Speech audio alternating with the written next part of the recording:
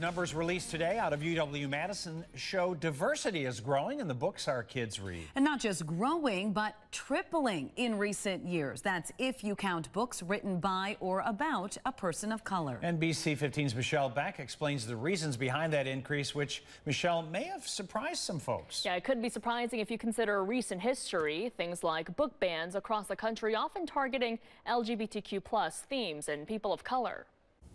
I reach for her hand and she squeezes mine.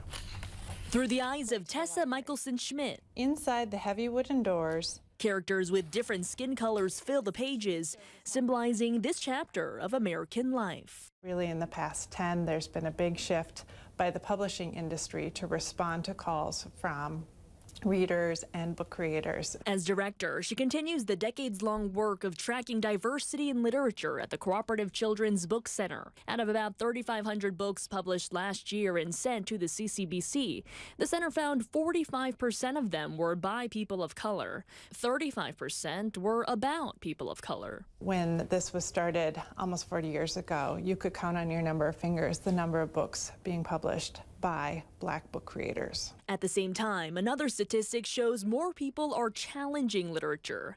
The American Library Association recently announced that attempts to censor books in schools and public libraries reached a 20-year high last year, doubling the previous record set the year before. Is diversity being challenged in children's books? Across the nation, absolutely. Tana Elias works at Madison Public Library, where she says the last formal challenge about a book was roughly 20 years ago. Madison is pretty liberal. It shouldn't be overly surprising, maybe. And it's just a great book about a brother and sister. For some, the hope is that the story of diversity doesn't stop here. Children and teen readers are seeing more aspects of themselves in their classmates because that's what our society looks like.